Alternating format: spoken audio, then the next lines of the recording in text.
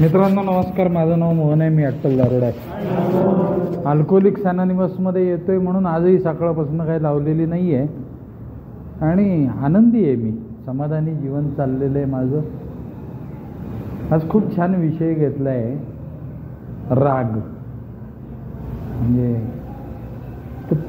मला आहे ना, माझ्याबद्दल स्वतःबद्दल खूप काही गैरसमज होते माझ्या मनामध्ये. त्यामुळे मला सारखाच राग यायचा. आता मी दारू पीत नाही आहे ह्याचा मला फार गर्व वाटायला लागला. आणि मी दारू पीत नाही आहे तर सगळ्यांनी मला वॉर्म वेलकम केलं पाहिजे. कारण तुम्हीच म्हणत होतात ना पूर्वी, तसा तू एक फार चांगला आहेस आणि तेवढी एक दारू सोडली तर बाकी काय हो, तू सोन्यासारखा आहेस वगैरे. ते खोटं असतं सगळं. ते आपलं आपण पिऊ नये म्हणून ते घरचे म्हणत असतात. 10 तारीख आली की पैसे दिले तरच चांगलं म्हणतात आणि ते पैसे द्यायचेच असतात. पण पैसे वगैरे मागायला लागले की मला राग यायचा घरच्यांचा. आणि नुसता राग नाही यायचा, मला खुन्नस यायची. हे मला पैशासाठी जवळ करतायत. बाहेरचे मित्र माझ्या वाईट काळामध्ये मला कधी आयुष्यात उपयोगी पडले नाहीत.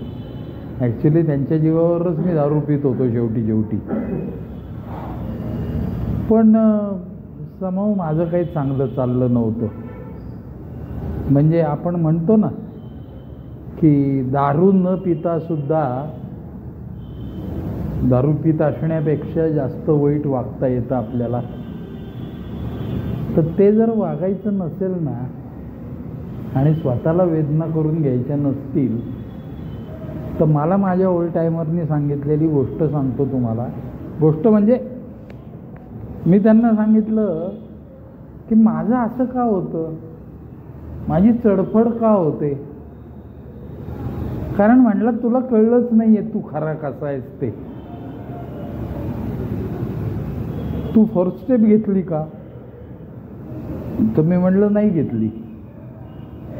तर एकाने मला सरळ विचारलं, का नाही घेतली? तुझ्या आईला तू कोण विचारणार मला का नाही घेतली? हा जो आहे ना विषय तुझा, तू कोण विचारणार, ह्यामुळे तुझी चढफड होते. You are not answerable to anybody. That is the reason behind it. राग का येतो तुला? कारण तू कोणालाही उत्तरदायित्व नाही मान्य केलेलं अजूनपर्यंत. तू स्पॉन्सर घेतलेलं नाही आहे. मला ते हळूहळू पटलं. आणि मग जेव्हा मी स्पॉन्सर घेतला तेव्हा मला माझ्या स्पॉन्सरनी सांगितलं, राग न या. मी आपलं नेहमीप्रमाणे राग म्हणजे काय, त्याच्या आईला माणूस आहे म्हणजे राग येणारच नाही, येडा आहे का तू वगैरे अशा याच्यातच होतो ना मी अहममध्ये. तर त्यांनी मला एकदा सांगितलं, तुला राग काय येतो माहिती का? एक तर तुला तुझी अवकात कळलेली नाही आहे आणि दुसरं म्हणजे आत्ता जे विनायकराव किंवा हे लोक बोलत आहेत ना ते खरं आहे बरं का, की त्याची एनकॅशमेंट करता आली पाहिजे. आपल्याकडे असलेल्या गुणदोषांची नोंद करायची. म्हणजे काय करायचं तर आधी गुणांची नोंद करायची आणि त्याचा उपयोग करून घेऊन दोषांवर मात करायची. असं मला तरी स्पॉन्सरनी शिकवलं माझ्या. आता राग येतो ह्याच्यात काय गुण आहे? तर नाही तुला आहे ना, गुण आहे ना. तुझा त्या स्वतःच्या रागाकडे बघण्याचा दृष्टिकोन कसा आहे ह्याच्यावरती ठरतं तुझा गुण आहे का तो दोष आहे ते. जेव्हा मला राग येतो ते विनायकराव मला सांगतात, तुम्ही नीट बसाव जरा. मला संताप येतो तो, या आईला हे कोण सांगणार मला नीट बसाव. पाठदिशी मनात आलं पाहिजे, व्हाय मी. ते मलाच का सांगतायत नीट बसाव जरा. माझा बघण्याचा दृष्टिकोन बदलला ना की मग राग येत नाही त्या विनायकरावांचा. आणि मला त्या विनायकरावांचा राग कितीही आला ना तरी मी अजिबात त्यांचं काय वाकडं करू शकत नाही. उगाचच आपलं राग येतोय राग येतोय राग येतोय. तर तुझ्यापाशी ठेव ना तू राग. व्यक्त करायला गेला तर तू थोबाडीत खाशील. नाही पण त्यांना त्यांची जागा एकदा दाखवून दिलीच पाहिजे असे विचार असायचे माझ्या मनामध्ये. त्याने मी धुमसत राहायचो, रक्त माझं जळायचं आणि मीच बेचैन व्हायचो. आणि ते वड्याचं तेल काय म्हणायचं वांग्यावर म्हणतात ना तसं जाऊन मग घरी काहीतरी बडबड करायची की परत तिथं थोबाडीत खायचो. त्याचं कारण असं आहे की मी राग म्हणजे जर का मी दारू प्यायलेलो नसलो ना तर मला माझ्या रागाचं समर्थन करता येत नाही.